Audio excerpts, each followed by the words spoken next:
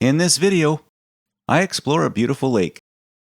I enjoy a fully furnished campsite, and I take my new kayak somewhere I probably shouldn't. Whoops.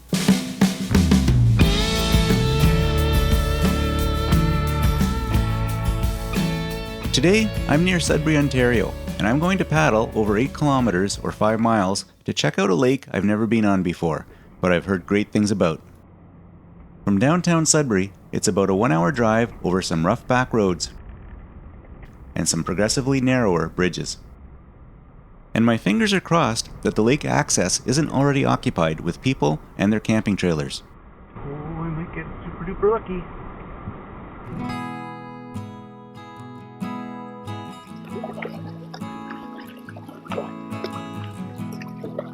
Well, it's the first week in May, and I'm finally back out on the water.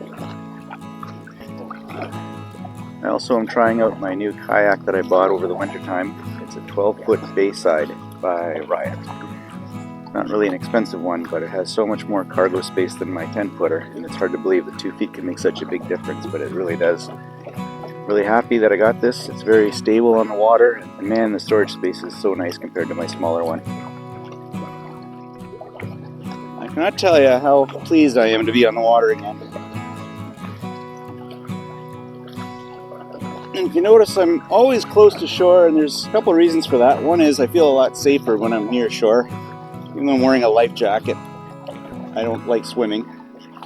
And the other reason is there's just so much more to see when you're near the shore. You get to see birds or animals. I guess birds are animals, but you get to see the four-legged kind of animals.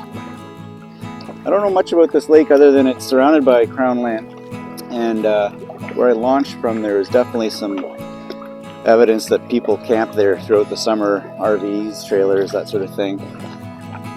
I paddled to the northernmost end of the lake before turning south to eventually come across this little island. The island featured a campsite, complete with a fire pit, makeshift counter, and even firewood. And there was also this chair.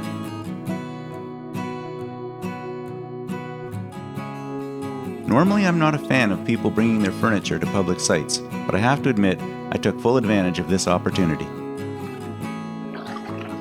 Just remembered the other thing I forgot to bring with me is the paddle tether, which is especially important today because I don't have a spare paddle. There's been at least 2 occasions where I almost dropped it into the water. At this point, I'm drawn toward a narrow gap between 2 small islands. As I mentioned previously, I like paddling close to shores, and this looked very inviting. And so I decided this would be a good place to take my shiny new kayak. Whoops.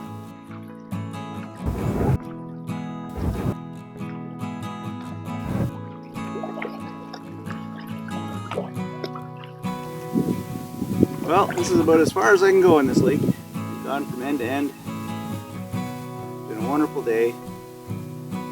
So glad to be back on the water. Really enjoying the new kayak. Really nice weather. Life is good. I turned to head back, but decided to make one more stop on a rocky point on another nearby island. After dragging the kayak up on the rock, knowing full well the once pristine hull is now even more riddled with scratches, I took this moment to reflect on my attitude towards kayaks and canoes. To me, each scratch tells a story that becomes part of the kayak's unique character and history. I prefer to think of scratches as battle scars that symbolize the challenges I've overcome and the places I've explored. Some people have even claimed that minor scratches can actually improve the performance of the hull by creating tiny air bubbles that help reduce drag. I'm not sure about that, but I do know this: scratches will always be an inevitable consequence of the way I like to explore, and I'm perfectly fine with that. Well, that's it for this one. Thanks for watching, and I hope you enjoyed the video.